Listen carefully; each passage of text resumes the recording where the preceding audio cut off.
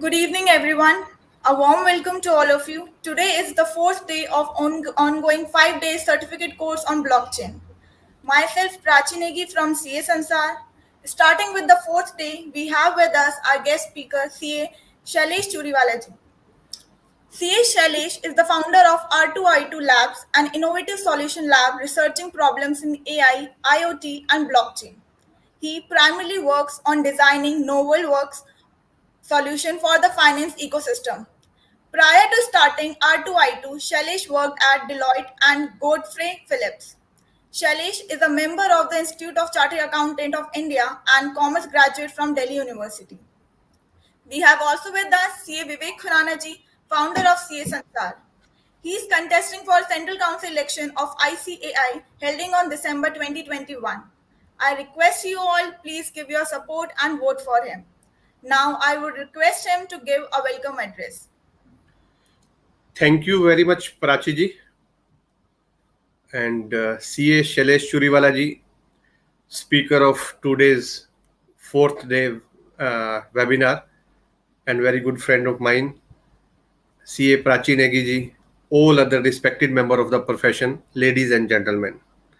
A warm welcome to all of you at today's fourth day on the ongoing 5 day certificate course on blockchain. And we are sorry for inconvenience yesterday due to some uh, what I can say that some unavoidable reason we are not able to do it yesterday. So now doing today. So we are sorry for that, but it's okay because after 2-3 days we need some break so that जो भी आपको पता है you can remind again. So my sincere thanks to Shailesh ji for accepting our invitation and giving his valuable time.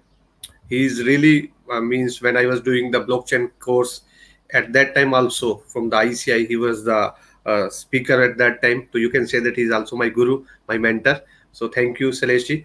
And in last 2-3 days, I think we have learned lots of things about the blockchain and many confusion. I think now it's over. So more and more things are there that will come after that. Doing more and more practice today, Shailesh ji will guide us regarding the use this one designing the blockchain use case. So I am also very eager to hear him because he's a really great you can say that speaker for blockchain. And tomorrow we have another session on the cryptocurrency, and the speaker of course is me. So we'll also wait for tomorrow. So not taking so much time. Now it's over to you, Shailesh ji. And once again, my sincere thanks to you and everyone for joining this wonderful webinar. Thank you very much. Unmute कर लीजिए. Thank you, Vivek ji and Prachi ji, for giving such a warm welcome. And again, as already Vivek sir said, apologies for yesterday. It was all because of me. I was stuck up somewhere else in some personal commitment, so I could not make up yesterday. So that's the reason. But great. I think it's good that we are here today, and I hope to have a great connect session with you all and look into this such an amazing topic. It has been very close to my heart since for almost now almost 5 or 6 years, for maybe 5 years now. I've been with this space. I've been in touch with this space, and I've been working in this space. And it's I can just assure you that it's really an adventurous space and an interesting space to be into. And great. I think the endeavor for 5 day course or bringing on 5 speakers and all, bringing such a knowledge base for the fraternity is good. The great effort by CA Sansaar and all that. Okay, great. Now I think to start with this, it's been almost 3 days that you have been looking into blockchain. By now, I think you must be very clear about, or I would say you must be clear about what exactly blockchain is, the fundamentals of it, its features, why actually the world needs blockchain, or why is it even existing in this space today.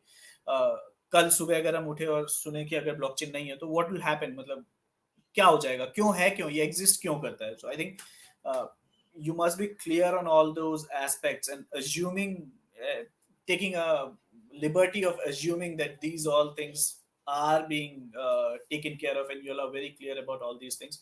I'll move ahead today with the fundamentals of, if blockchain exists and if it is there or ye hai, so how do we use it now? The concept seems to be very fancy, very nice. There are large participants, large networks, large people, lots of tokens here and there flying in the air. We have 5,000 plus tokens today listed on maybe coin market. So what exactly is this? Why are people so mad about it? Why is this a mad rush? Is this only just a numbers game, a profit game, or something great is waiting for us to be looking into the history? I think we all need to answer those questions. And while looking into the concepts for these 3 days, I hope you must be now understanding why blockchain is required, at least by the world or in the society, in the world today. And even if you're not clear about that, or if you have any confusion, I think we can talk maybe during the session or after the session, anyway, however the session is structured, and I'll be happy to answer all those queries.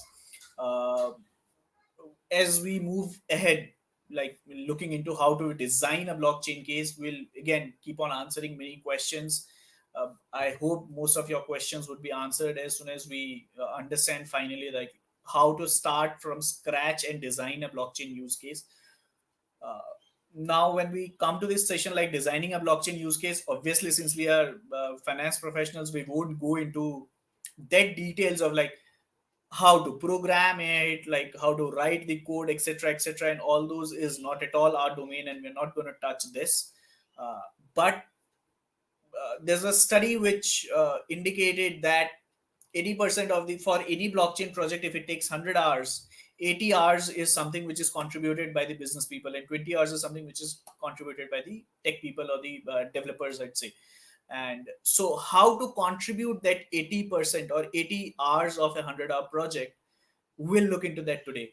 Because 80% contribution in a topic or in a function like blockchain implementation in any organization, consulting, or any other scenario, from coming from a business side, is a great huge contribution. We can clearly say it's something which will be led by the business people. The success or the failure of blockchain rests in the hand of the business people, of the business intelligence.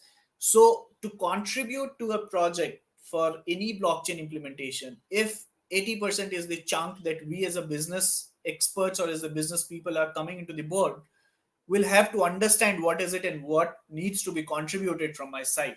Say for example, ones who are in practice, maybe you cannot find a client today who needs a blockchain implementation guidance or blockchain implementation consulting, but this is not far away, maximum 3 to 5 years or 2 to 4 years.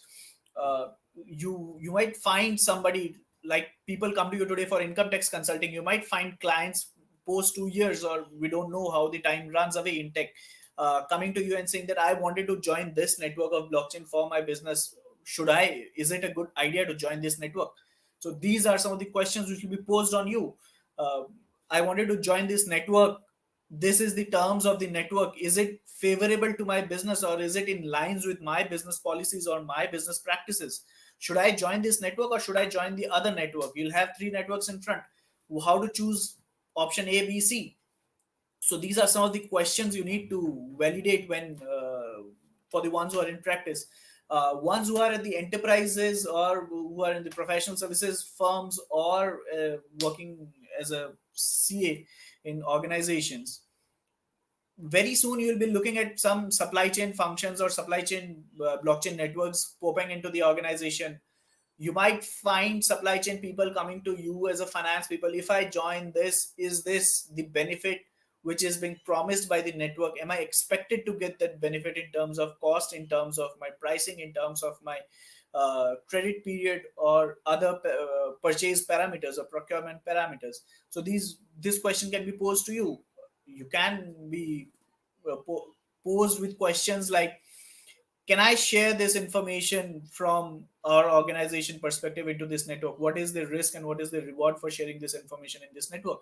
The rewards part can be handled by the respective functions, but what about the risk part? The risk part will be left with you. Maybe if it's extremely large organization, it can be legal plus finance, and if it's not very large organization, it can be the finance person who is responsible for looking the perspective of the risk and rewards of financial data. So you'll have to answer those questions maybe today or maybe a year or two later. So, and this is how you contribute to something different that has been done in the organization.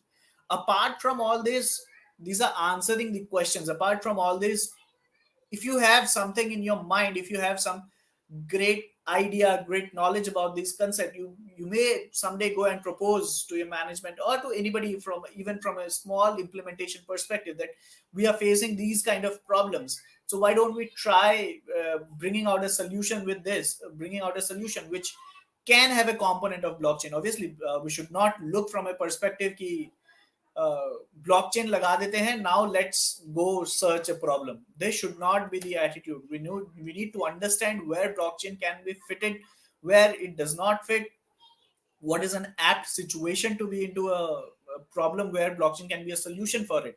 So we all need to understand all these things. So as we progress, we'll see where blockchain can be applied, what is a right fit problem statement for blockchain to be used as a solution, can it be used on a singular way or it needs to be integrated with other technologies. We'll look into all those questions and we'll move ahead. So as you have, if you have any questions, if you can pose during these sessions, I'm fine with it.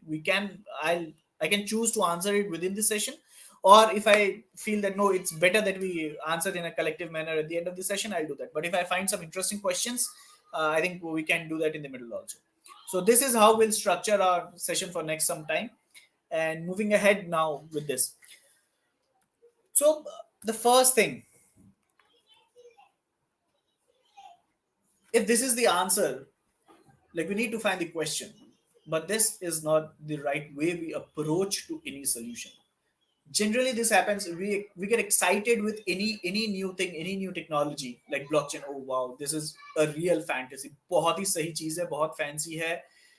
People are using it like anything. If I use it, I'll be valued. Maybe if you're a startup or if you're a new company, if I use it, I'll have good reputation in the market as a technology leader, as a technology front runner, whatever you can feel like.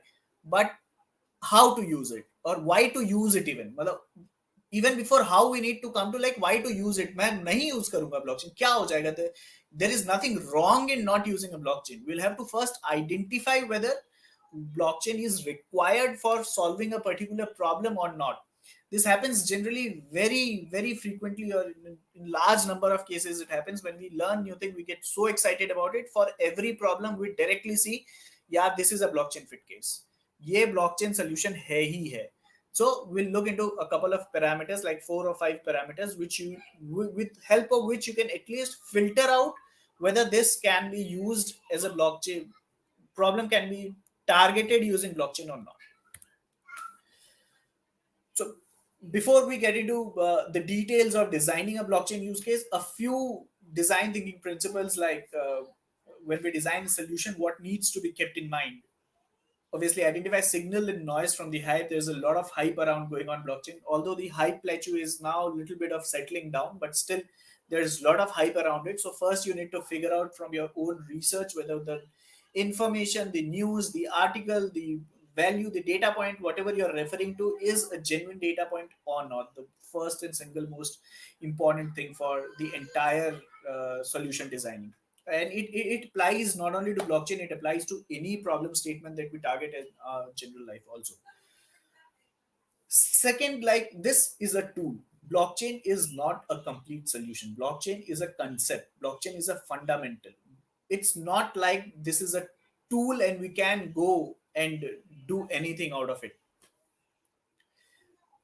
Just like we all have accounting and auditing standards. So auditing and accounting standards, we have preface, we have the background of the entire standard, like why the standard was made.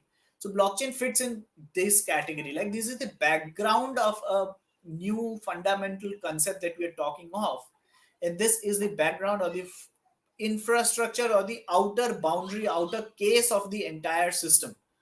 So we need to first understand that anything we put in that box will not get solved. This is a tool, we'll have to use it. It can be used in n different numbers.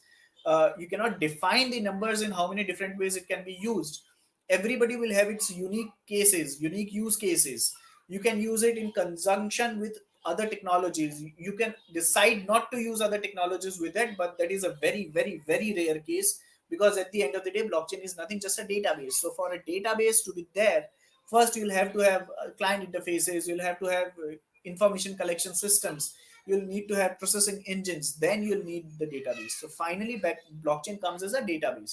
So yes, you can use it in conjunction to multiple other technologies. So like any other technology, like for email, you can use Gmail, you can use Yahoo, you can use Hotmail, you can use Microsoft. So these are tools, but email is not a tool. So email is a solution. So, and for that solution, the tools are built upon that solution. Similar is the case with blockchain. Blockchain is the solution. Now, if it is Bitcoin, Ethereum, Ripple, or Hyperledger, these are the tools in the blockchain. These are the tools in this ecosystem. You can use these tools to design various projects. So now, if you need to design a decentralized finance application, the most go-to project is Ethereum. Post Ethereum, you can even look Solana, you can look Binance Smart Chain, you can look Polkadot. There are multiple other such chains which you can look if you want to design a DeFi project. Now, if you do not want to define a DeFi, build a DeFi project, but you want to build a supply chain project. So for building a supply chain project, Bitcoin or Ethereum, these may not be the best choice available in the ecosystem. For building a supply chain project, there are more specific tools for that, like IBM Hyperledger. This is one of the most used tool, I'd say, for building supply chain projects in the blockchain. So this is how the ecosystem is structured. Blockchain in itself is a solution, and there are tools above it. So we need to understand from that perspective, because when designing a use case, you're not designing a use case using a tool. You are designing a use case using a solution. And when you design the solution, then you see, okay, based on my solution designing XYZ, these are three available options of the tools which are with me. Now I can choose between X, Y, and Z on depending on my solution features on functionalities and the available features and functionalities in these tools. So this is how you need to keep the mind frame for it. And obviously, trade-offs is something that you'll always have to do. You cannot achieve everything. You cannot achieve the most optimized solution very easily. Like that is the holy grail. If you have everything maximized or minimized as per your requirement, I think that is the holy grail. So if you go with blockchain, there's a possibility that the speed of the transaction may be slow. Fine. But, so it is applicable only for that kind of transactions in which speed is allowed to be slow. Or if I'm fine if the speed is slow, I don't have any problem in the speed being slow. So these are some of the trade-offs, like space, speed, uh, infrastructure, cost. There can be multiple trade-offs in any solution. सब कुछ तो नहीं मिल सकता, कुछ ना कुछ तो कभी छूटेगा ही. So this is how we need to think from a solution design perspective. Your database or mine database. So this is a question that we generally come in our business networks, like whom to believe. The most common example being reconciliation. I think by now you must have understood like how reconciliations can be optimized in the accounting or the finance world when blockchain is being used. So your, like if I do have Tele, you do have ERP, and we are SAP, and we are doing a business transaction. My accounting ledger says I owe you rupees 100, and your accounting ledger says I owe you rupees 120. So now whom to believe? Either we get on to one-to-one details that we generally do in accounting reconciliation works, or we do have a common practice or in form of any form of understanding that okay, I'll take your balances if it's feasible. Even if it's feasible, I'll take your balances and I'll believe. That generally does not happen in business. But so this is where blockchain fits into, like the question of your database and mine database does not exist here. It's a common database, the decentralized database that is there, and no one owns that database. No one owns completely the network. Everybody is a participant in the network, and you can be different types or categories, fall under different categories of participant, but at the end of the day you will be a participant. Even if you are a developer, you are a participant from a contributor category. If you are a user, you are a participant from a user category. If you are nobody into this chain, just coming and looking into this, you are just a user who is not using anything. You want information for any purposes, like displaying it on your website. So even then you are a participant into that network. but you are always a participant into the blockchain network. Initially, there can be contributors, developers, owners, but if for a long term also there is either a small group of people or a single people or a group of people who are still controlling the entire blockchain, then for sure that is not a blockchain. Be assured that is not a blockchain. There are four fundamental parameters which you must have looked by now, uh, which is necessary to evaluate whether this is a blockchain or not. The first and foremost being open. It should be open for everybody. Like if I want to join the network, I'm free to join. If you want to join the network, you're free to join. There is no bar on anybody joining the network. So it should be open. It should be peer-to-peer network. It should be peer-to-peer communication. There should be not that I communicate to X, X communicates to you communicates to X, X again communicates to me. So this should not be the situation. I can directly talk to you. I can directly transfer or exchange information and assets with you. So this is second. First is open, second is peer-to-peer, third is decentralized. It should be distributed and decentralized to a good number of people, good extent of people. It should be borderless. Geographical borders cannot define the limit of blockchain, and this is where even uh, the regulators are struggling to define laws also. We'll not delve deep into it because regulations always come from a territorial boundaries, and blockchain is something which is a network. So for defining any regulation for a blockchain, you need to understand first, or the regulators need to first get into that picture, is that we are not fixing a law this time for a territorial boundary or a territorial network. It's a different borderless network. So the entire paradigm of defining regulations is different.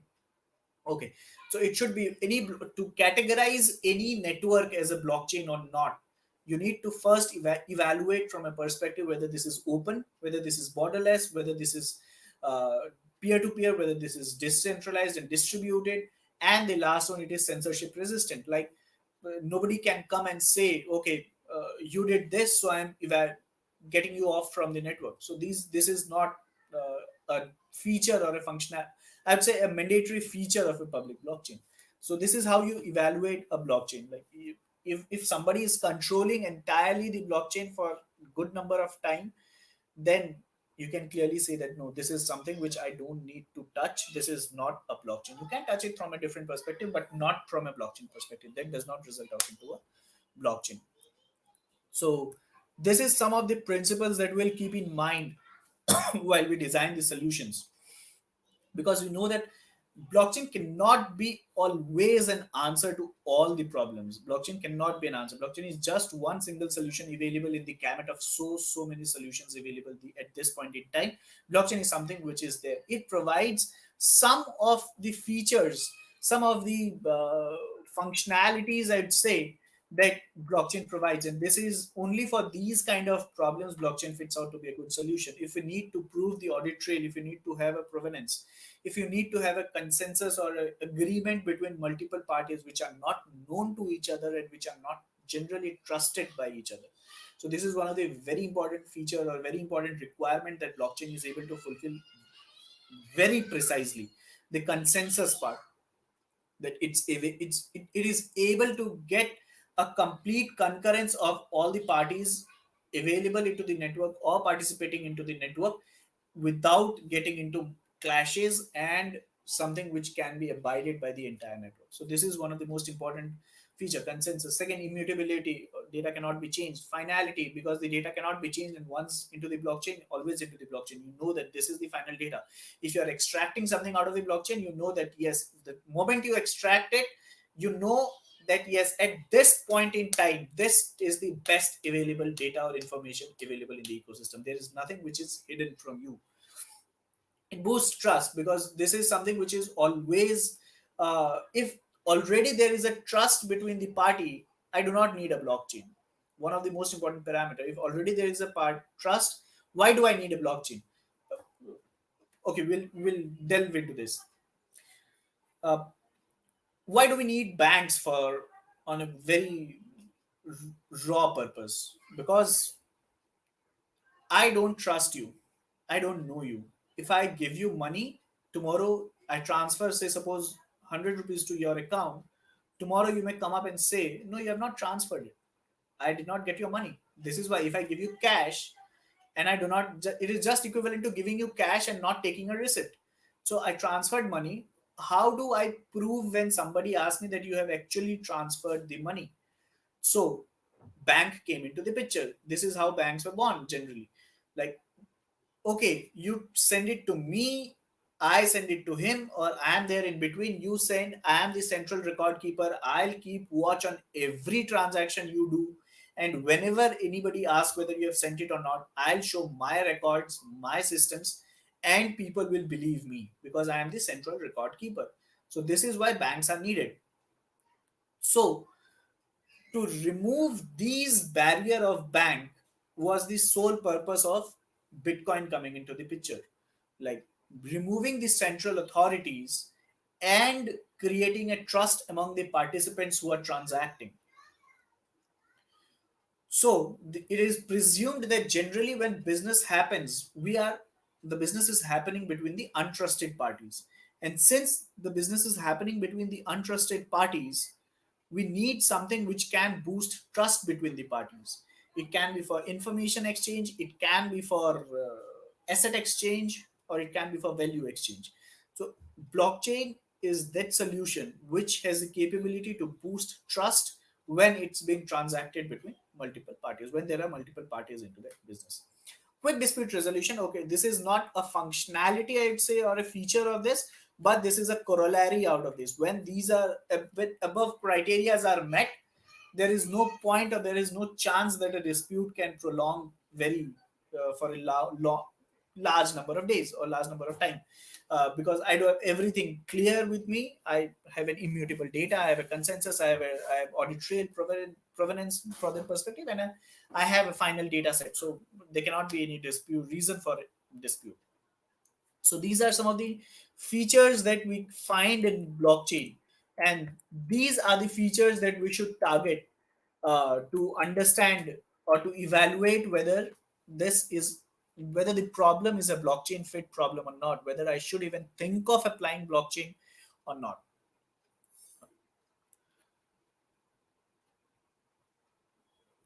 In smart contract, you must have all looked a lot into smart contract, I believe. Just a quick one sentence: we all use Excel, and we use the conditions if then functionality in the Excel.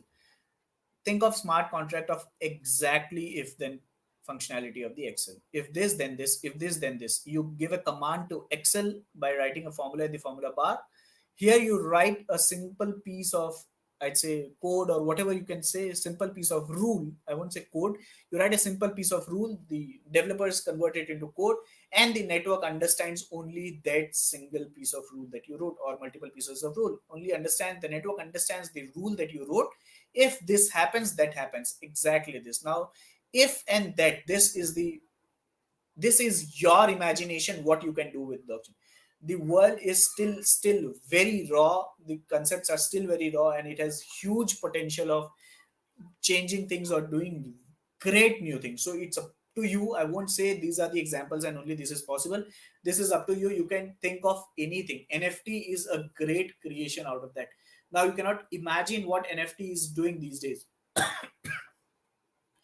uh, I recently came across one of our clients. What was he expecting? He was expecting us, if he was a creative artist, so he wanted to create something creative. So what did he wanted to do us? He wanted to do us that if a particular token is transacted or moved from one wallet address to different wallet address on Ethereum blockchain, he had a few series of lights in his office. He wanted those lights to be on, off, color. He wanted to manage the lighting of a particular art piece in his office sitting somewhere in the world to be managed by the way the tokens were transacted on a particular uh, network of tokens, like it was Ethereum. So a particular category of token, he had his own NFT, a particular category of token being transacted on Ethereum, and his lights and his physical infrastructure being managed in his office. So this is the power of smart contract. So this is the reason I say it's your imagination. How it's to be done? Fine, if you do not have the answer, somebody will figure it out. You, if you get into it, you will figure it out. You'll have to figure it out. But yes, there is nothing which cannot be done. And if you find something which exactly cannot be done, you open up a new innovation area. Something needs to be bought up that can solve your problem. That is, you have identified a problem which there is no solution in the world till date. Great, you have achieved a holy grail. So either ways, you are the winner. If you identify a great imagination, and if you visualize a great use of smart contract, either you figure it out a way to do, or you figure out a problem that is not still solvable, and then again you are sitting on a jackpot. So this is how smart contracts work, and this is what smart contract is. Why should companies use blockchain? Again, we talked about these features and functionalities. Again, these are some of the extensions of these. It can reduce time of business operations significantly. I'm not sure you have heard of the Walmart use case or not. The pork tracking use case. Earlier, Walmart used to take 7 days to identify where the pork has been originated or generated from, because due to some food safety regulations in multiple countries, they need to give the actual origin and timings and things of details of the origin of goods. So earlier it used to take 7 days. Now it happens somewhere in 3.2 seconds. So this is the quantum of efficiency we are talking of. But on the other side, when we come to the payments, Visa and Mastercard, these can perform thousands of transactions per second today, but still blockchain is struggling to reach to multi-thousands transaction. They can do to 2,000 transaction per second range. They can do it transactions in the range of 2,000, but Visa and Mastercard can do much higher than this. So again, you need to understand from a business case perspective that how time is important in your solution. In one case, blockchain is literally reducing the time of execution of a particular task, and in the other example, it's significantly increasing the time taken. So if you can think of a solution uh, in which you can bear some time from a second perspective, I think then blockchain comes as a fit use case for you. It removes, since the time is decreased, it will remove overhead, it will remove the risk and all. I think these are all normal business cases that we know. And the most important thing, it increases the trust for record keeping. Obviously, we know because of the data features like immutability, finality of the copy, and all that. Now the interesting part comes is this is the background of like how to, like, why even do we need a blockchain? Why is it even existing today? So these are some of the things, like why it's existing today. From a centralized to decentralized world, centralization of things have given power to so many people in the world today that they're trying to manipulate and they're trying to govern or rule on us. Although they have done a fair bit of good job till today, but now the power has become extremely difficult to be handled by multiple people, be it banks or be it FANG stocks, like Facebook, Apple, Google, and all the large IT stocks or IT companies, or the central banks, or for that matter, any central body that fixes regulations, that fixes policies, that fixes the way that we operate. So this is one of the part that why even Bitcoin was implemented, or why even Bitcoin was invented, and which gave rise to this entire new industry of blockchain. If you have not read the Bitcoin white paper, I suggest try reading it. Be assured you won't understand the entire paper, but still give it a try. Read it. Even if you understand 5% of what exactly is written into it, you have won it.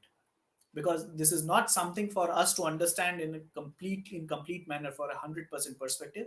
But still, yes, by continuous understanding the technology, understanding the concepts, you can get to a level where you understand more than 50% of the paper very easily. But still, for the first reading, if you have not even understood anything and understood only 5% or less than that, do not worry, read it again, and your reading of Bitcoin white paper won't go in vain. Such a such a great masterpiece in writing. considering the economic factors, considering the financial factors, considering the tech factors, considering the human psychology factor. So many great, beautiful concepts into that one single 9-pager paper. 1 pages of the bibliography, 8 pages of document, 8 pages of such a masterpiece writing. You cannot miss it. Just go and read it if you have not read it till now. This is what I recommend to everybody who is getting into this space. Okay, coming from here, how to validate a business use case, like for which this session is completely for. How do we start? So we need to first answer some of the questions. We'll see it in form of this. So these are some of the 6 questions you need to ask. Very precise 6 questions, clearly categorized into 3 categories. If you have answer to these questions, you know whether you have a blockchain fit case or not. We'll get into this each and every question. The first one: is there a legal framework or contract around the transaction that needs to be respected? Okay. So if I'm getting into a transaction with you, there is no legal framework. There is nothing like random. I need to chat with you. Fine, we don't need a blockchain for that. We can chat. There is no legal or a policy framework around it that okay, we need to chat in this particular manner. If it is in that perspective, you need a blockchain use case. But if it's a free flowing, like friends meeting together, exchanging any things, exchange of things between the friends, no problem. No legal framework is required. If there is no legal framework, you don't need a blockchain case. But you need if there is a need of a legal framework and there exists a legal framework, you should consider blockchain as a solution to solve your problem, not as a finality that it is applicable. It is dependent on other questions also, but yes, you have ticked your one box. Second, is there an inherent lack of trust? uh, Roping in the earlier discussion that I said, it is generally presumed that when we transact in a business, we do not have trust in between. And this is the reason technology, tools, and any solution is required for that matter. So if I trust you completely, I do not have any single percentage of doubt for you, then why do I even need a blockchain? And even for that matter, why do even I need any kind of ledger, be it a blockchain or centralized or decentralized, or why do I need it? If I trust you, fine, that is completely done. The other thing comes that okay, we need it for recording, great, so that we don't have to remember. That is great answer, fine. If we need it only for recording purposes so that we remember, centralized database currently which you are using can work. You don't need a decentralized database, because if you have trust in both the parties, there cannot be any situation that arises where you need to prove your data. There cannot be then 2 different sets of data, and nobody will have to prove that which one is correct and which one is not correct, since there is complete trust. So it happens in very less business transactions. One is employer employee relationship. Generally in employer employee relationship, it is assumed that there is an inherent trust. There is no lack of trust from that perspective. And so for an employer employee transaction or an employer employee network, we do not need a solution that is generally based on blockchain.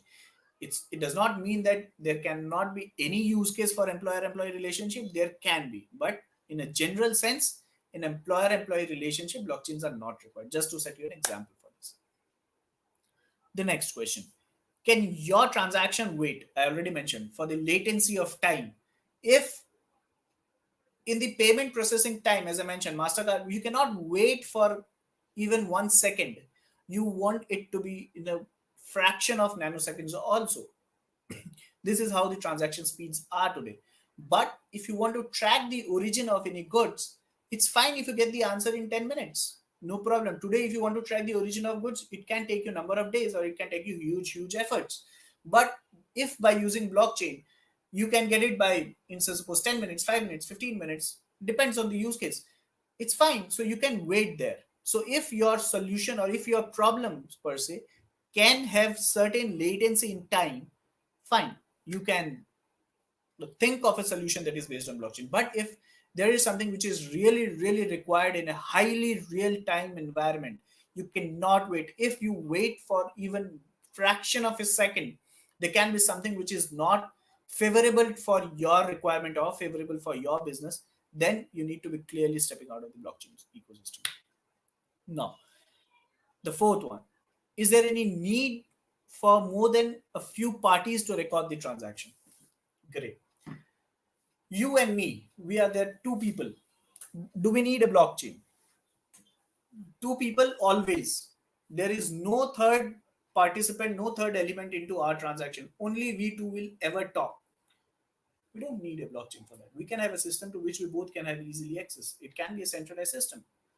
So I alone, मैंने अपना blockchain बना लिया, क्या करूं मैं उसका? There is no point creating a blockchain when there are no multiple parties. These are some of the foundational aspects, like why blockchain exist, why blockchain even exists in this ecosystem. There are multiple parties in the ecosystem which need to transact among each other, and they are untrusted. And this is the reason blockchain exists. There are multiple parties exist in the ecosystem, want to transact, and there's a lack of trust in between, and this is the reason.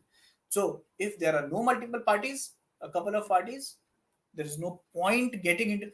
It's not that you cannot implement a blockchain there. Obviously you can implement a blockchain over there, but again, looking into the benefit analysis, there would be no benefit implementing such a huge solution and just getting just few people, 5 or 10 people are transacting on this. There's no point. You can think of other solutions. So we look for 4 questions: the legal framework, the inherent lack of trust, the transaction latency time, and multiple parties. Now, coming into this, the fifth one: do devices or entities need to communicate independently with each other? So there is no correspondence happening between any participant in this. If they correspond, there is no business need to correspond. So if there is no business need to correspond or interact between the multiple parties, everybody is working in their own paradigm, in their own area, in their own silos for that matter, and there is no flow of communication or information in between them. No point of, again, there is no point of blockchain. But if there is a huge transaction, or I won't say transaction, interaction between multiple parties, then yes, blockchain comes as a good solution. The last one, this processing capability needs to be spread out across multiple nodes or locations. Again, uh, there are multiple collection points. Say suppose I am a company and I have 500 collection points spread across the country where the information is inputted and it comes to me. Now, that is a point only for information collection. There is nothing that anything else is to be done over there. Then again, that in these kind of problem statement, blockchain does not come as a good solution. But if you want that something is to be processed there, some calculation, computation, working, processing, any kind of thing, something has to be done at the edge of the information collection, or at the, for this, or for our example, it's information collection, it can be any edge. So if it's a point where information is to be changed, as we say in excise, there needs to be some change that has to go into the process, into that item. So if any change has to go towards that item, be it an information or be it a value or be it an asset, at the edge level, and then it comes and flows into the network, then it's preferred that you have a blockchain solution over there, because there is something which has been changed about that particular asset, item, information. And so it's better if you have a blockchain like solution over there. The transaction or the audit trail is completely recorded in a chronological manner from that point itself, which may not be a very good suitcase for centralized solution. So these are some of the 6 parameters. If you evaluate any problem statement from these 6 parameters, you will generally have an answer, like whether blockchain is to be applied or not, whether even I should go and think a step ahead, forward, for applying blockchain to this particular problem as a tool or as a solution to solve the problem, or I may have to look into other parts. So these is some of these 6 very precise 6 questions. I think I have not found anything, any problem till now that does not fit into this, and this does not give me a preliminary evaluation. This obviously it has all, at least for me, it has always given me a preliminary evaluation to take a route, whether on the blockchain side or not on the blockchain side. Now, getting into the details of like what kind of solution, whether it should be permission, non-permission, public, private, a consortium, like what is to be the governance structure and all that. Obviously, these are some of the advanced concepts that we need as we design the solution. We'll have to figure it out how we need to do that. But yes, this gives us a first step towards the entire solution. This is again same flow chart for this that we talked about. These are some of the questions like how do we, if there is a no, that was more from a horizontal perspective, vertical perspective. This is more from a flow chart perspective. So I'll as of now I'll skip this. Okay, again, briefing out the qualifications, like it should be a business network. We talked about again, a singular or couple of people won't help it. There should be a business network, many participants into it. There should be some asset transfer, because for information transfer we have other solutions. Uh, Internet is a good solution for information transfer. Emails are good solutions for that. We do not need anything as of a blockchain kind of solution for information transfer. Again, uh, nothing sort of great use case has been till devised or designed which can support the need for a blockchain like use case for an information transfer. This is my statement is on the presumption of that. Again, if you design a blockchain use case for an information transfer, and if it feeds all the solution, all the questions, and it fits a good solution use case, you might be sitting on a jackpot. So there should be an asset transfer, because in 90s when internet came into picture, it completely changed the media industry. It completely changed the information segment, how information was transmitted, how information was created, transmitted, and exchanged or consumed. But nothing sort of that happened for asset. This is for the first time from the advent of blockchain that asset is also being transferred, or asset can also be transferred using a peer-to-peer system. And so this is one of the most important factor for a blockchain. Like it should be a network, there should be asset transfer, there should be a need for audit trail, and there should be a need for agreement, because there should be a need. It is only fit, as we saw, it is only fit for a non-trust use cases. Like there should be an inherent lack of trust. So then the concept of consensus comes in. So these are some of the qualifications, again, to repeat it. Immutability we talked about. Anonymity, yes, okay, anonymity can be one of the qualifications, but in general in enterprise applications anonymity cannot be a very good qualifying indicator. But if it's not an enterprise application, it's a general public application per se, then anonymity can serve as a very good indicator to see whether this is a blockchain fit problem or not. Again, coming to the same part, finality and the trust system is organized. So how do we, like, how do we start, how do we define? We'll go into both. These are some of the highlights for that. Like first we need to identify the entities that are the participants. When we talk of like multiple parties, that we need to define those things. Who will be a particular participant, or what will be the role of that particular participant into that network. Then we need to define the network. As we talked about, like Bitcoin, we know there is a validator mechanism in a Bitcoin, but there is no validator mechanism in Ripple. Ripple works on a completely different mode. So if you want to categorize your blockchain as a proof of validate, a proof of stake, or a proof of consensus, or proof of, sorry, not proof of consensus, proof of work, or a proof of stake, or any other consensus mechanism like Byzantine fault tolerant, proof of power, proof of computation. So if you want to have any of those mechanisms as a consensus mechanism into your network, you need to understand like who will be the validator, or who will serve that particular purpose that is to be, who will serve that particular role that is to be done into that consensus mechanism. So you'll have to describe that all on your network. Think on the governance part. This is the most tricky part. Like how, who will rule what, and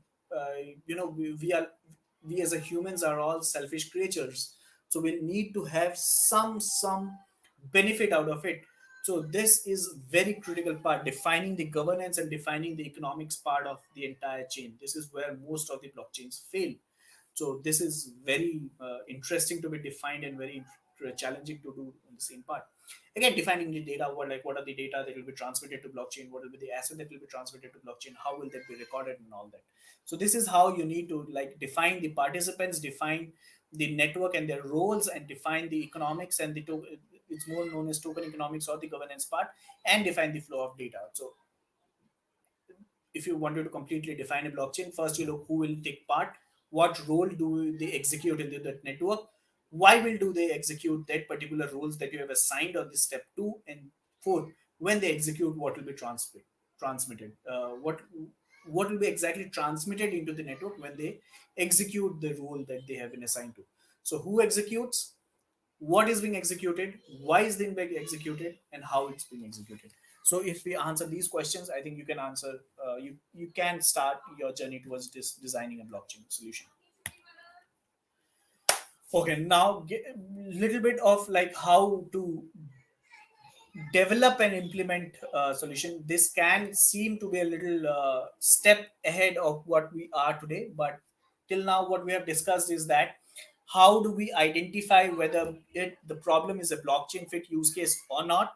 When we have once identified this is a blockchain fit use case, we have clear cut steps that yes, we need to execute these steps to design the blockchain solution, like define the participants, their roles, their selfish motive, how their selfish motive is being fulfilled, and what is the result of their activities. So when we define all these, we come to a blockchain solution. Now if exactly you do have an idea, you do have a solution in front of you and you have designed it, how, what can be the next step? You can start literally small. You can start literally small and try talking to people who understand, who has been working in this space and who understand this technology, and clear cut get a clearance or confidence that yes, the technology fit is done. I have done the technology fit, it's working, it's fine, the solution seems to be appropriate.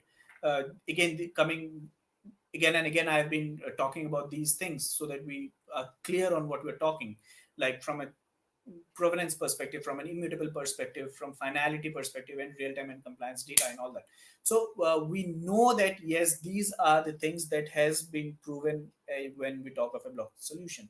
Start small, get in touch with lots of people, identify a solution, get it the technology fit, then go for a bigger pilot, then look for various solutions. This is one of the most interesting part of your entire blockchain development, solution implementation, everything. When you have the solution, how to implement it now.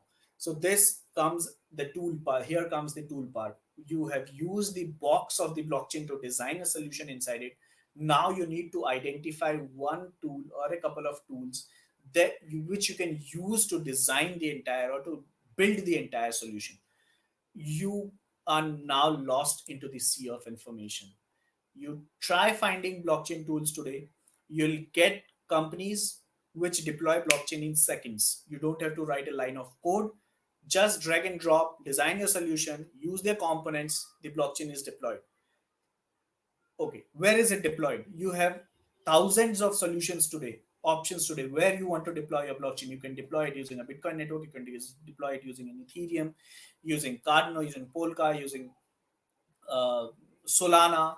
There are so many ecosystems that are available today, and you can use all these to deploy solutions.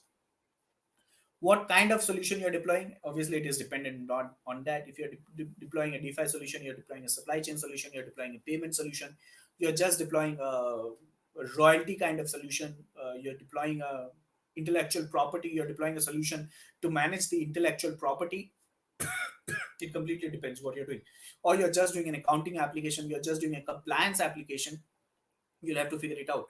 So here comes the interesting part. You need to understand multiple networks, multiple tools available into the market, and then find out which is the best fit for you.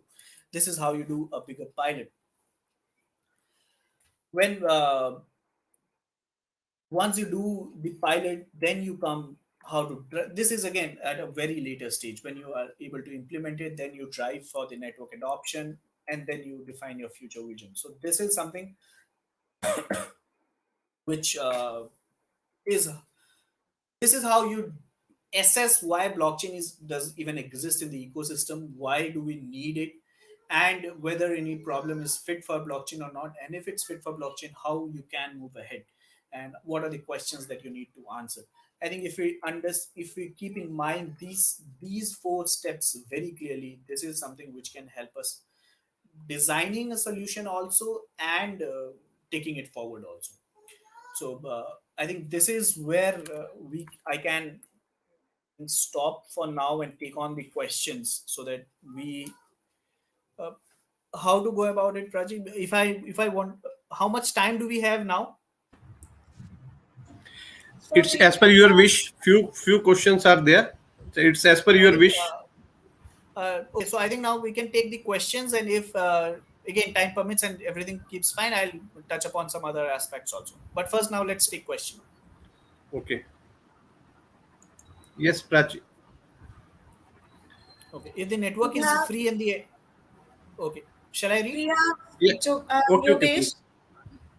Okay, Query is if the network is free and entry and exit is free and there is no monetary benefit to anyone, why this technology will be used in future? great. Entry free means what? It's not only about monetary benefit, or it's not only about the word free here does not mean from a monetary perspective. Free here means that as a choice of as a human, I am free to go and join it. ऐसा this is not कि आप join करने के लिए you need to pay something, or for exit you need to pay something and then only you can exit. It's not entry and exit load. By word free, I mean that nobody can stop you from joining, just you do not have a particular paper. Now you want to open an account in bank, even if you do not have an Aadhaar, you cannot open a bank account, so that is not free.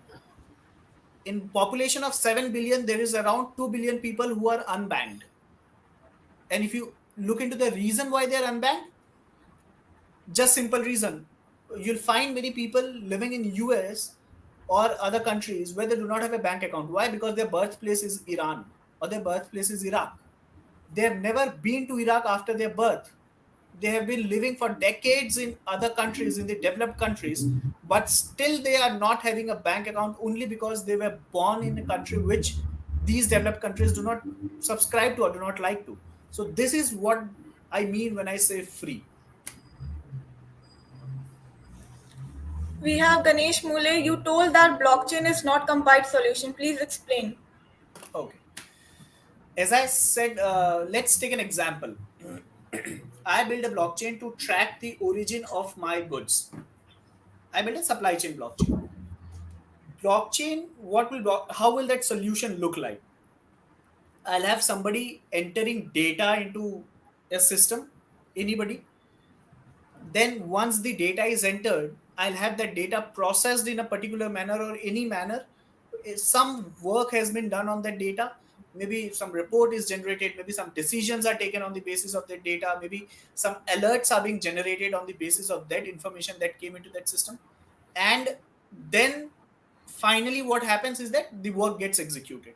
So if we break down into this, entering information into that network, it's not the job of the blockchain. You'll need a form, you'll need a UI, you'll need a UX that is really, really good. You'll need web apps for that. Uh, from a solution perspective, there can be HTML or there can be any other solution, any other type through which you can get that information inputted in your system. Blockchain does not play a role over there. Processing, it depends on the type of computation, whether you want to take a decision, whether it's a workflow manager. If this happens, flowchart. If this happens, do this. If this happens, do this. I'm not talking smart contract here. Normal simple workflow solutions that we have. When we draw a flowchart, if I get an email from X, send it to A for processing. If I get from Y, send it to B for processing. These are some of the simple decisions that we take on informations. So blockchain is not needed here. Where blockchain is needed is that whatever is being executed using these informations, like when was the information entered, when did the system take a decision, when was the person alerted, these everything is now recorded on a network which is known as a blockchain.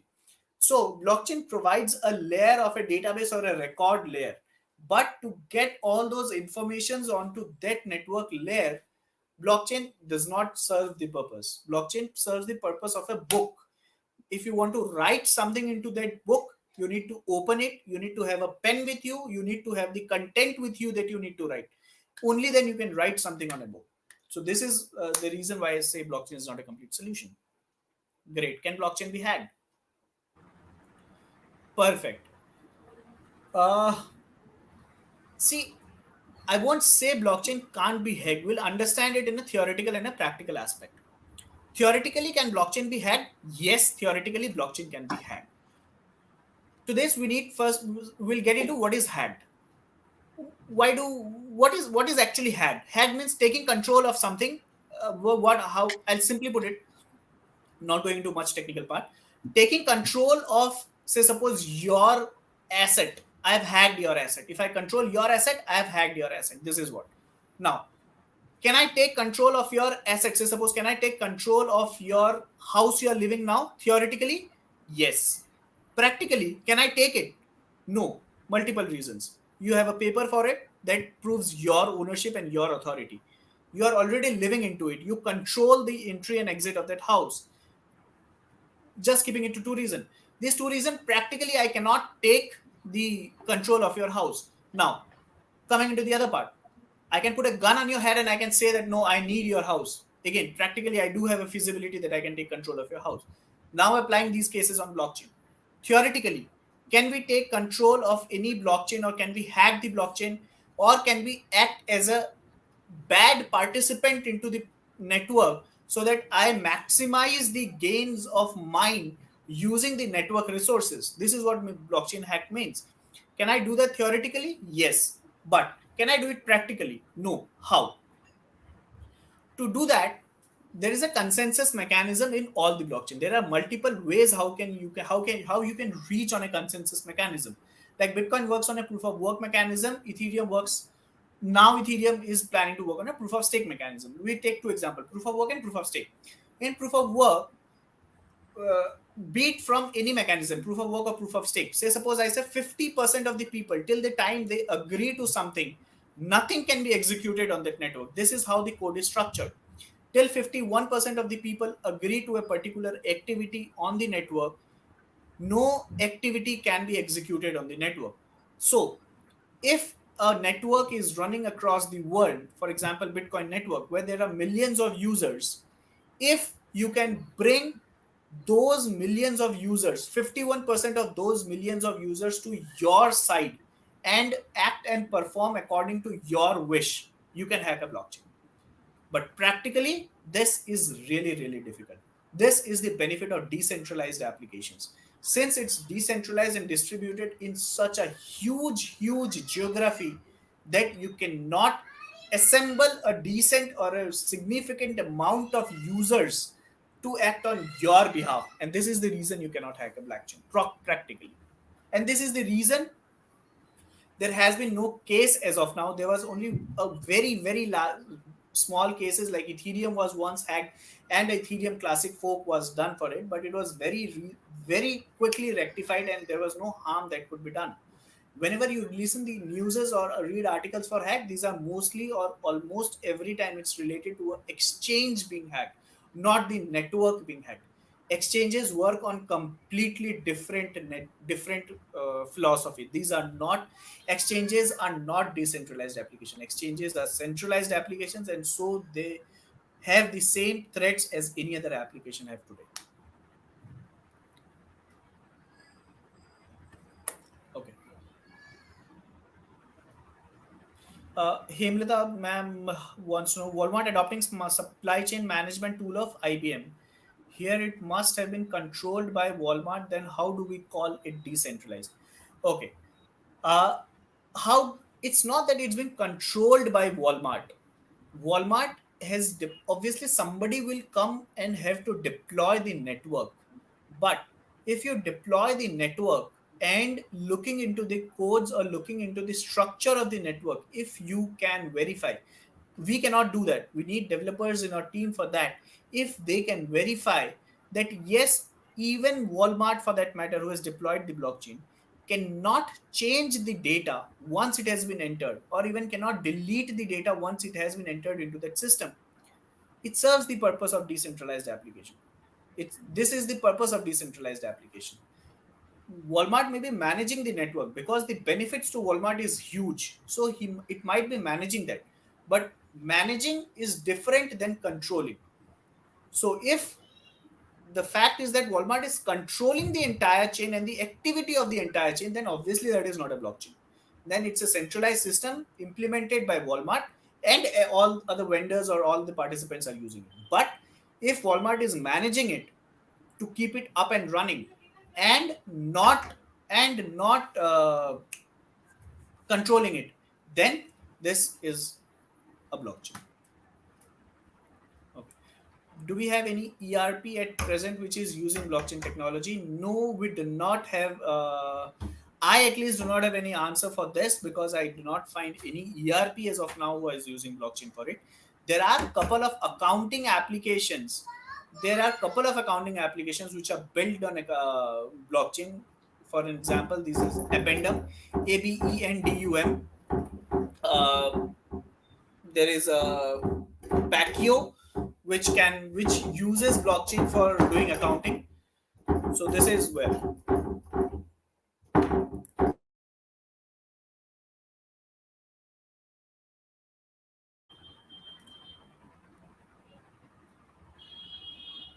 Just अरे क्या हुआ यार, 5 minute रुक जाओ तो उसको देखो यार.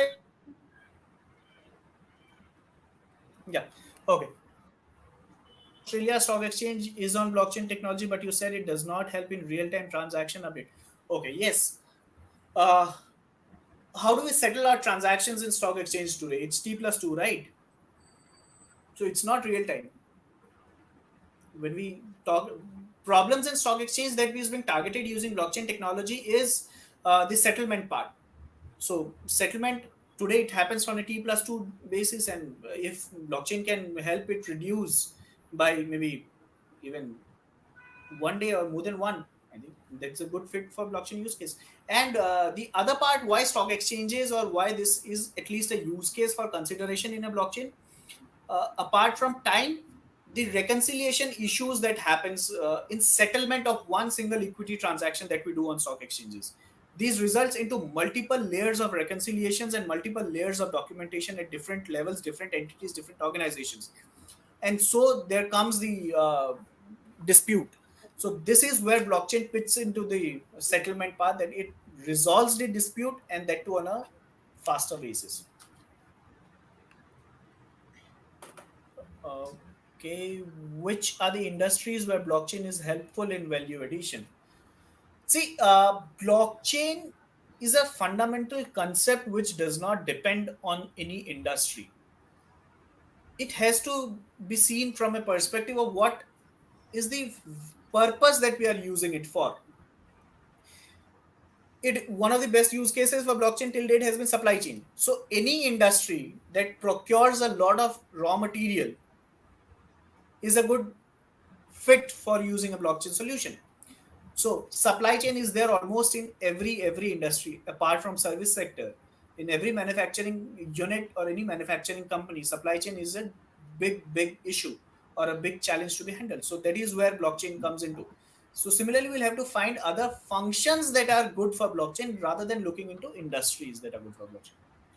What is the percentage of blockchain users? I think I cannot get the question, like percentage in terms of what, in terms of total population, in terms of total, like what, how do we define that percentage? There are chances of duplication of in proof of work and chances of resources getting wasted. Again, I think you need to be more deep about the question, like how, what do you mean by duplication in proof of work?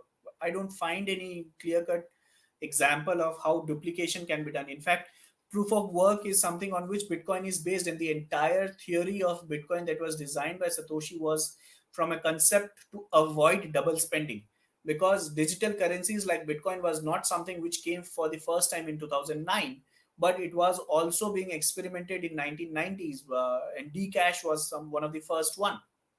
So the only problem that those digital currencies in 90s that could not solve was the double spending problem, the duplication problem I think you're talking of. And this was the problem that Bitcoin was able to solve, the double spending problem. And this is the reason Bitcoin exists today. So the chances of duplication does not exist in a proof of work scenario. And so resources, I don't find any resources getting wasted out of a duplication.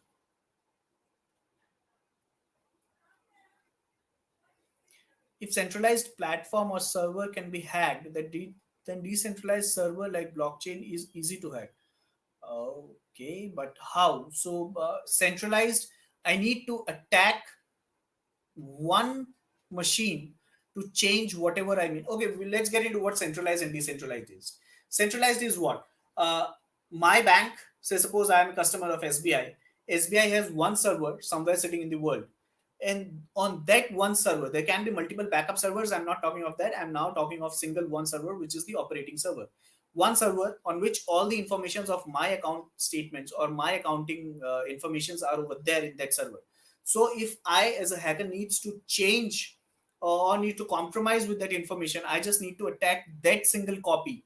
And if I'm able to change it somehow, my job is done, because there is no duplicate copy barring from the backups. I have no duplicate copies of that.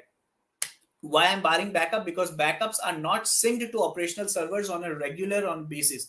It's only referred to when something disaster or when something great or big happens. Only those backups are to be used.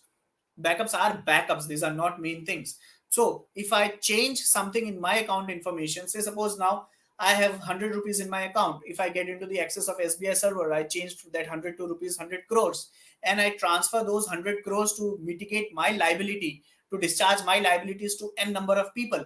They get that amount, so they are the beneficiaries of that amount. Bank can put a claim on me, bank can charge me for everything, but bank can never take that money back from them, because they are the rightful owners of that money. It was because of the mistake of that bank. So I need to attack on that one single server and do my job. But in case of decentralized items, when or every participant in the network have a ledger, and that ledger is synced on a real time or on a block basis into that network. So even if I change 100 to 100 crores in one copy, in the case of Bitcoin, there are 10 million users, there are 10 million copy of the ledger. So if I change even in one, when that one gets synced to the 10 million on the network on a real time basis or every 10 minutes basis, that 100 is again updated to 100 crores is again updated to 100. So I cannot do anything by even changing in my one copy, because I'm only having a copy of that ledger. I'm not the owner of that ledger. This is the beauty of decentralized part. No, there is no single owner of one ledger, or there is no single owner of one record. There are multiple owners of that record. Everybody is a record keeper. There is no record owner. So this is designed in such a way that record keepers, when come together, they function as a record owner. The network function as a record owner. No physical person functions as a record owner. So this is the beauty of decentralized and decentralized. So hacking centralized is very easy, but hacking decentralized is not easy. Hacking a copy of decentralized is easy, but still you cannot fulfill the purpose by doing that. Okay, there's a chance of duplication of work in proof of work as infinite number of people using this system, and it will have adverse. See, okay, so you want to come from that perspective that if I'm getting your question right, I'll reframe it. Because in proof of work, there is a computational uh, race that is happening, and there's a competition between all the participants, like who computes first and displays the result to the network, and that is validated. So you want to say that if millions of users are performing the computations and the results of only one people is accepted, and the rest of all the people is million minus one is wasted. If this is your concern, yes, this is correct. But this is how the system is designed. This is what we call trade-off. If this can give such huge benefits like getting away from centralized systems and centralized powers at a cost of few resources, I think obviously yes, nothing comes for free. But whether this is a concern for that blockchain ecosystem, I think little bit, not much. People are finding out ways for this, and green solutions and green energies can be a solution for this. But if you're coming from this perspective that the efforts put in by the one who is not a successful validator goes for waste, yes, it goes for waste. Can there be any threat to blockchain from access given to miners? See, again, miners, we cannot define whether this can be a threat or not. You need to understand from that perspective that everybody on that network is a participant. Now, if you have defined the role or the governance structure of the miners in such a way that they cannot cheat your system, then there is no harm. So this is why I told again, the most tricky part on the rules to verify, validate the transaction. This is the most tricky part, because if you do not get it right, people will outsmart the way you designed it and they'll take the benefit of it to their benefit. Because as I said, everybody has a selfish motive. We as a humans have selfish motive. So if you have defined your governance structure in such a way that nobody can outsmart you for the objective that you have designed the system, it's fine. Then nobody in the network as a participant can take the benefit of that, or can pose any threat to the network. How to check authenticity of approver or validator in the blockchain system? um, See, if this is the beauty of the structure of the system or the design of the system, how is it designed? uh, there are mechanisms like SHA-256 or hashes which are being used to verify this. So when somebody says, uh, if I say you, my name is Shailesh, how do you verify that my name is Shailesh? I give you, you might want a government identity card, you might want my any other documentary evidence that my name is Shailesh.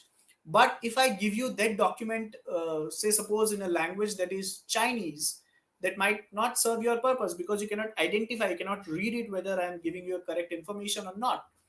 Now put something in between, put a system in between, where I put my identity card, whatever language of the world, it converts into the language that you understand, say suppose English.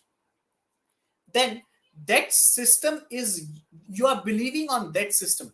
Now if you raise question on that system, that how do I believe that this system is right or not, then you need to understand the structure of the system. How is it designed?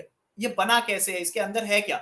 how is it con- how is it converting the text of the document to a language I'm understanding, whether it's a random conversion or it's a whether it has a intelligence of 180 languages and it converts the language into a statement. If you are satisfied with the part that it has all the intelligence required to convert or translate a language from any language in the world to English, it has that intelligence available in it, I think then you don't need to trust me, or you don't need to trust me as a, when I say you, my name is Shailesh, you just pose me a question, that give me a document, I place that document, you get the answer, finish. Similar is the case with blockchain. The structure, the machine here is the entire network and the design of the network, and the approver or validator is me. When I do a activity, I prove, I give that solution to that network. The solution presents in such a manner, or the network presents the solution in such a manner that you understand it, and this is how you believe that whatever activity that I'm claiming to be done is accurate and is correct, and it's done. Whatever I'm claiming is correct. I won't say it's done, not done. We should not go for that. But whatever I'm claiming, it's correct. So there are ways, like there are hash algorithms. Generally, SHA-256 is something which is being used by these systems or networks to verify this. But I would like to know, like, is there any original copy, or how the same is matched with number of copies? This is how, there is no concept of original copy or duplicate copy. Everybody in the network have the same copy. This is the original copy. Just okay. Say for example, I write with both the hands exact same things. I write with both the hands exact same things, and I hand over a paper at the same time to two people. How will you identify which is original and which is duplicate? Till the time I write specifically that original and on the other part as duplicate. If I have not written it, there is no way to identify this is original or duplicate. This is the copy of network. They can both spread across the world, and whenever they again reconcile, this is the same thing that has been written. So there's no original and duplicate. Similar is with the decentralized applications. Any information that is being coming to the network is published to every copy of network that is connected to the network at that point in time, and this is the final copy. This is the original copy, you can call it, for the network. Anybody who is not connected to the network at that point in time, as soon as he joins the network, the first thing that happens is the calibration of his ledger to the network ledger. This is how the system is designed. This is how the codes are written. That anyone who first logs in, the entire ledger, that is the latest updated ledger in the network, gets synced with my device if I log in for the first time or if I'm coming after some time. So this is how the originality of the information is maintained. Ether is now shifting to proof of stake, which is the best way, proof of work or proof of stake. See, there is no thing called best in terms of proof of work or proof of stake, because there are multiple other way of getting consensus. These are consensus protocols. These are way of getting consensus in your network. How do you ensure that 100 million participants participating in your network agree to same thing? You can have a voting, you can have something like that, a show of hands, a raise of hands, a clap, email, whatever you want. But these are the mechanisms. But these are not feasible when we talk of decentralized applications. So these are proof of work, proof of stake, Byzantine fault tolerant, proof of DDoS, and all. These are consensus mechanisms. So you cannot say best or second best. This all depends on your requirement and the requirement of the network. Ethereum has been working on proof of work since long. It was going on fine, but now the scale has been so different. The scale has been altogether so different that it's not making sense to be on a proof of work. So they are shifting to proof of stake. So similarly, if there are 10 people and there is a network which has proof of stake, it does not make sense proof of stake. In that case, proof of work makes a lot of sense. So this all depends on the situation and the actual use cases for which you are using. Okay, can continue with the remaining part. Okay, great. So this is where we come from. What we did was that looking from why blockchain exists in that ecosystem, how to identify whether blockchain is a solution for the problem that we're targeting. Then we looked into how to define a blockchain use case, or how to identify whether blockchain use case, and if we want to implement it, how do we implement it. Now I'll talk a couple of things from a perspective of finance and compliance. Why we as a finance professional are looking into this subject, where can we add onto this. So I'll leave you with some of the examples that we can look into and we can read, and we can develop our own solutions, or we can develop our own use cases for this finance ecosystem as a whole. The best example that I generally like to give is that what, there is a company A, there is a company B. Company A and company B transacts. Company A is selling goods to company B. Now, company A records a double entry in its books of account as sales, and company B records in its books of accounts as purchases. Now, if we forget company A and company B for a while and see from an ecosystem perspective, that in the ecosystem, just one transaction happened. There is no two set of transaction that is happening. Goods moved from location A, or from a control from A to B. So this is what has happened in the ecosystem. So why to maintain two different set of books?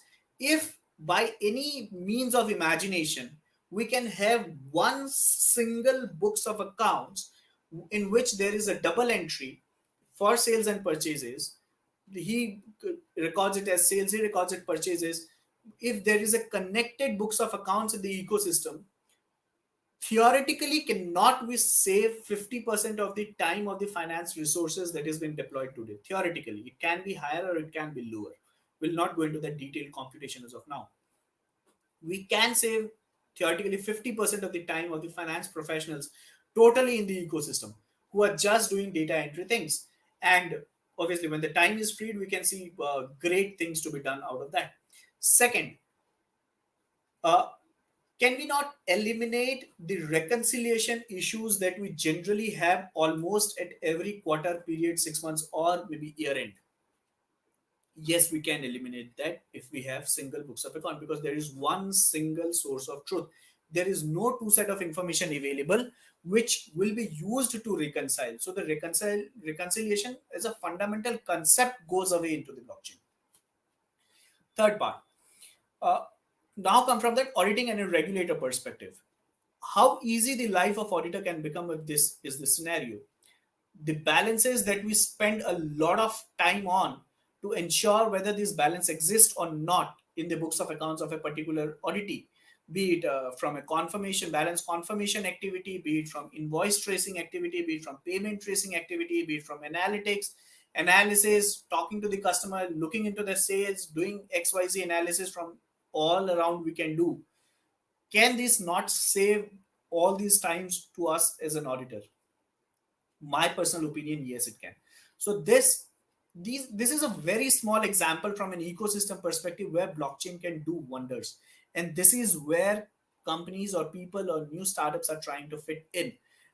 As I already mentioned, Addendum, EBNDUM, it's trying to do that. Paccio is another example that it's trying to do that. And from an audit per se, there is a company, Audit Chain, which is trying to build a complete decentralized continuous audit protocol in which it is creating various layers of knowledge bank of standards on auditing, IFRS. There are validators into those picture who will be professionals who can join those networks and act as a professional for various activities. So these are some of the things that is happening in blockchain space when we talk of finance specifically. Finance as a function, accounting and auditing. Auditing is a corollary of accounting. Accounting is the single most important aspect that a finance ecosystem does. Recording of the economic transactions that is happening in the ecosystem, quantifying those economic transactions happening in that ecosystem, and ensuring to keep that ledger or accounts for that transactions that is happening in the ecosystem. This is where the accounting or the finance ecosystem plays an important role, and this is going to be disrupted by the use of blockchain. So just think of it, the fundamental layer of entire finance ecosystem, accounting, taxation is based on that accounting, auditing is based on that accounting, analysis, analytics is based on that accounting, operational efficiencies or giving control assurances is based on those economic transactions or accounting. So all our services as a finance professional is based on the fundamental layer of validating or of recording the account economic transactions that is happening into that ecosystem.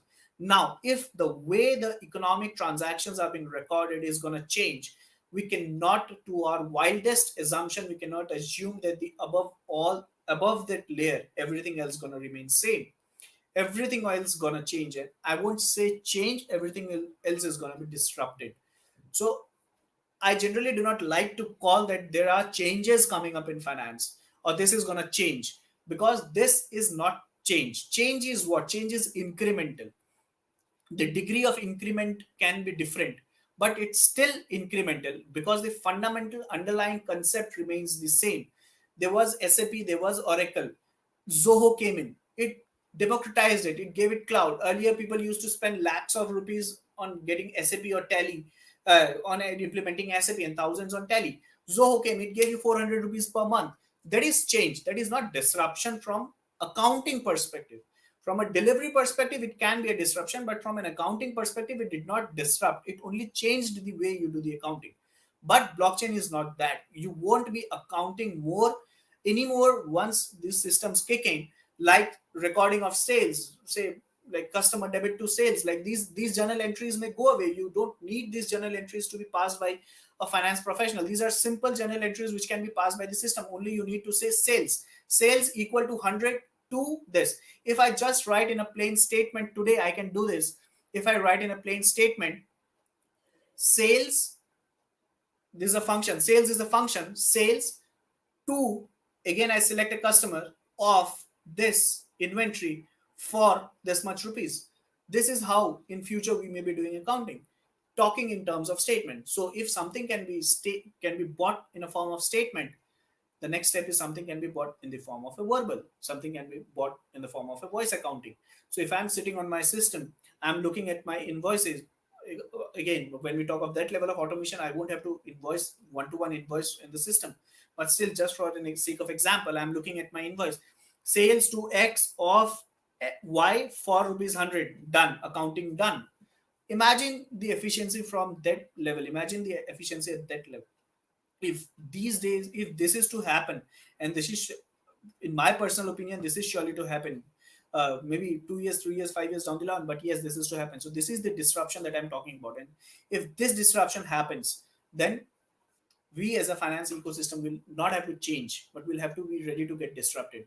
And this is the reason that we'll have to just not think from a perspective, अच्छा ठीक है मैं ये कर रहा था साथ में थोड़ा सा ये और कर लूंगा, I'll just add on this and this is not just add on, this is completely changed. So we'll have to raise our bar to that level and do this. So these are some of the examples from finance perspective. I think this is one that this was one I'd like to touch. uh, I think any other thing from finance. I think decentralized DeFi. There was a complete lecture on day three by DeFi, so I'm not touching on the DeFi perspective. But this is another very, very, very interesting domain that is coming up, and we finance professionals are the most right fit for that domain. So you need to explore DeFi and look how you can contribute or how you can get into that ecosystem. So I think yes, I'm done with my part now. If there are any more questions, we can have that.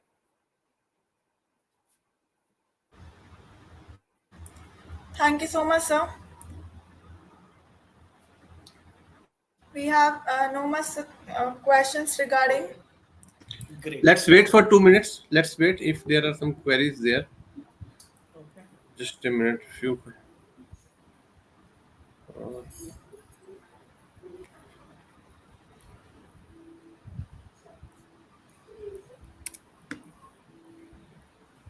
this is the queries.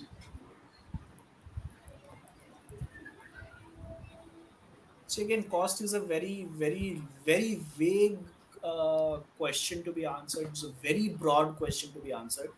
Um, it's just like asking what's the cost of a car. Like starting from nano, starting from a lakh rupees, we can run to crores. So it's very difficult to answer this question. For which functions or industry blockchain is not suitable? I think again we need to evaluate only from these. I think 5 or 6 questions that we have discussed today.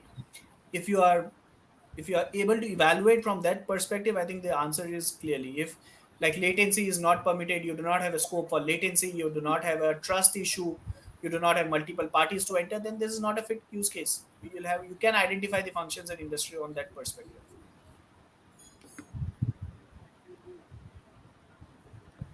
Is still how we can frame logistic cases. If you're talking of forming a supply chain logistic use case using a blockchain, I think again you need to go from that step. First, you need to define like who are the parties into that entire ecosystem you are presuming or you are visualizing. What are their roles into that ecosystem? What is that they contribute to the ecosystem? How do you want to manage those roles so that they do have enough freedom also, and they do have their act is as required by you. And then you need to define a framework in which they are rewarded appropriately, and then you need to see how the data or the information or the assets are exchanged in this. So you need to work on those aspects. Do you think that the use of blockchain technology would make a paradigm shift of the processes we use now? Which kind of processes are you referring? I'm not clear, but if I'm assuming processes, by means of processes, you mean the workflows, the SAPs, Oracles, tallies, or any other kind of tools that we're using to execute the business activities or processes, then yes, I do clearly think that there will be a paradigm shift for that. Okay. I think you have covered all the queries, and really thank you very much for such a wonderful session. And I Yes. think many doubts which the members have now, I think it's cleared now. Once again, my sincere thanks to you and everyone for joining. Yes, now it's over to you, Prachi. Thank you, CA Shailesh ji and C Vivek Khurana ji, for giving your valuable time to us. It was a great session and well explained by you. We have learned lots of new things from this session, so thank you so much. And tomorrow again we have having fifth day, last day session of this course. So to all the viewers, do join us because tomorrow is the very useful session given by C Vivek Khurana ji. So do join us for successful completion of this course. Thank you so much. Thank you Thank very you. much. Thanks.